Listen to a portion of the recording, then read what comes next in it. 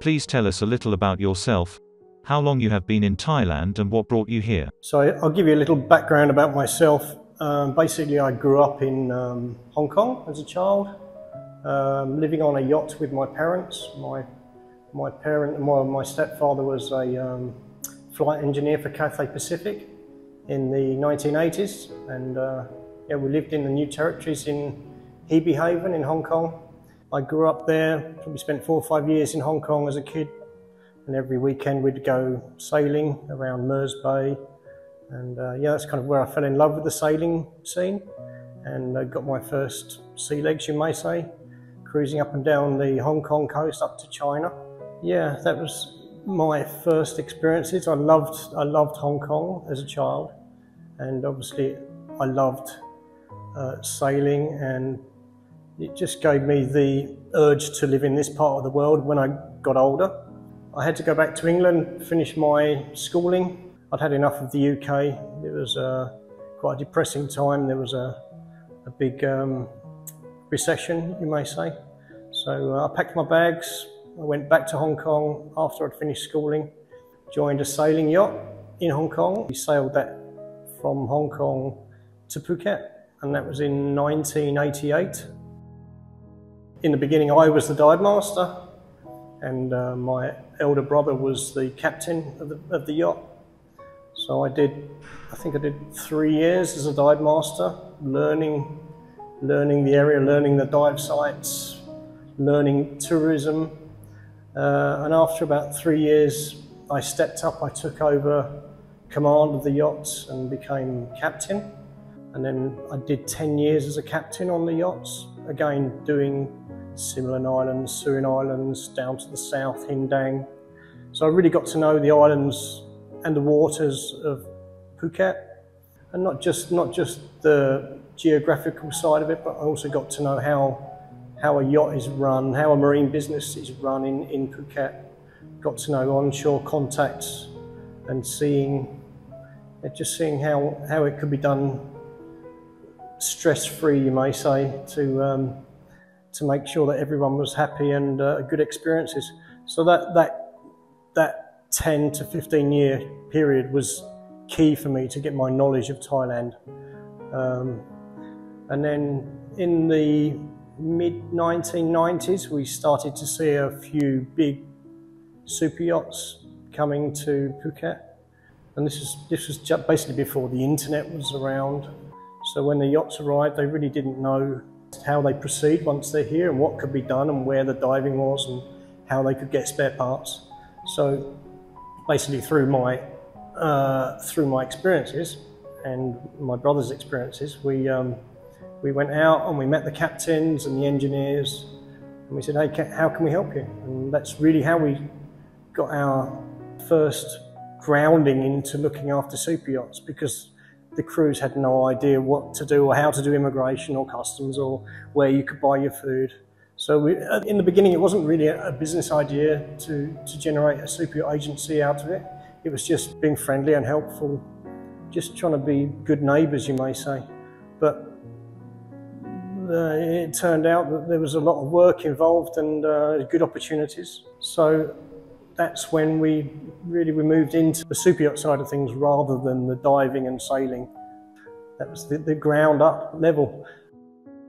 96, we managed to get the islands of Burma open to tourism. And we'd been pushing the Burmese government for about 3 years to try and open up the border. It proved very, very difficult, and we'd spent a lot of money developing contacts in Myanmar, gone down a lot of dead-end routes, but eventually we met the right person in the military. Within a few days he said, yeah, let's do this, and opened up Burma for us. Now obviously it's called Myanmar, but a lot of people relate to it as the name is Burma. So 1996, December, we got the first permit ever to go in there. I spent 4 years exploring the islands of Myanmar and basically living in the islands. So again, very helpful for me to develop my knowledge of another country, another region, the islands of Burma. So you may say, not just myself, but the company, with the pioneers of of opening Myanmar to tourism, for marine tourism we should say, in the south. I know all the islands inside out. There's 800 plus islands there. I've been to all of them. Like I said, 4 years in the islands. I really know them back to front. Then, again, with that knowledge, we started to offer the islands of Burma to the Superyachts as a destination. Yeah, and then combine Thailand with Myanmar. This whole area of the Andaman Sea really flourished. Yeah, I think Myanmar is equal to Thailand as a cruising destination, but the benefits of Thailand and Phuket is we have all the shore support, we have the marinas, we have the provisioning, we have super restaurants, we have entertainment, we have Patong Beach, Soi Bang La, which Myanmar doesn't have. But what Myanmar has that Thailand doesn't have anymore is complete remoteness, pristine beaches where there's no one around. So you have exclusivity, you have complete privacy. So when you merge the two destinations, we really do have the best cruising grounds in the world for superyachts. Once we get over the COVID-19 vaccination problem, and tourists start coming back to Thailand en masse, what would you like the Thai government to do to further entice more sailors, boats and superyachts to Thailand? So how can we make Thailand more attractive to yachts and yachting is quite an important question, I believe. One of the difficulties we have is the visas for crew when they come in. They only get 30 days on arrival. We can get a local extension, which is another 30 days, so it's basically 60 days. But when these yachts come, they come for the whole high season, which is 6 months. So we do a lot of juggling with crew visas, which shouldn't have to be that way. It's a challenge for us as an agency, but it's also a challenge for the yacht pursers and the captains juggling their crew. So one thing that should be tackled is a visa for the yacht crew, a longer visa, which may be a six-month yacht visa for yacht crew would be ideal. And that just takes away a lot of the stress of dealing with all the logistics for yacht crew coming in and going. That would really help, and I think that would be a big attraction for yachts to know that they could come to Thailand with their crew and stay for more than 60 days at a time. So that's the first thing, and probably the most important for us to try and get that fixed. Yeah, we've been dealing with this issue forever, basically, and the idea of a crew visa has been touted, but no one's really pushed that. That's something that needs to be addressed, I believe. And then the second issue we have when we are busy, when Phuket's busy with the yachts, is the lack of marina berths. We only really have 2 marinas in Phuket that can handle super yachts. We have the Yacht Haven Marina, and then we have Alpo Marina. Both of them are excellent marinas, and I'm not biased towards either. I promote both. But when we're busy, when Phuket's busy, both marinas are full up. So then we have yachts. They want to be on the dock when they don't have guests on board.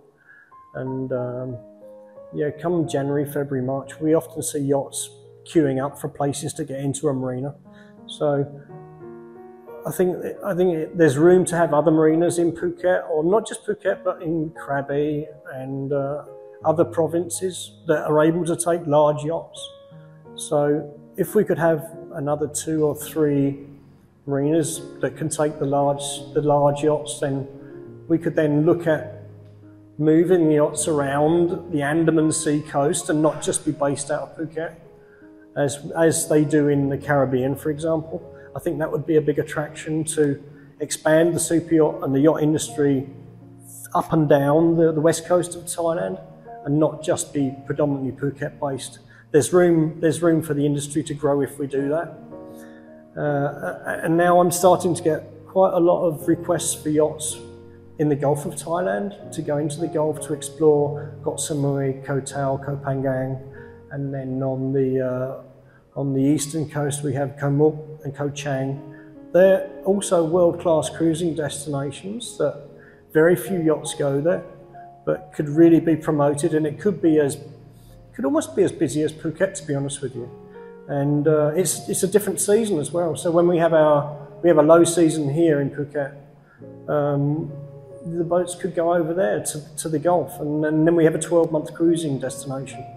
But there's a lot more challenges in the Gulf. That's much more difficult to do clearances. And again, there's no marinas there at all that can take super yachts. And really, having a world-class marina is essential to a super yacht destination. So really, at the moment, you'd say the Gulf of Thailand is more like an expedition-style destination, where you have to be a bit more self-sufficient, be prepared to be at anchor. So yeah, down the road, I think there's good investment opportunities there for more marinas to come in.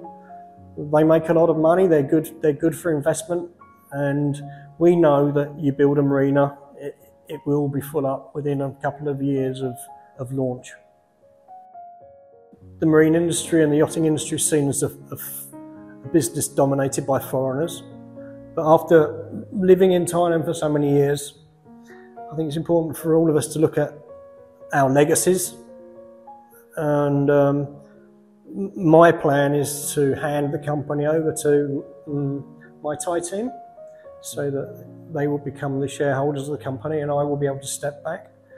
But I've spent many years training them, giving them knowledge of how yachts work and how the marine industry works. So we have some very experienced Thai people within my company, and I believe there's others in Phuket and other parts of Thailand who really understand yachting now.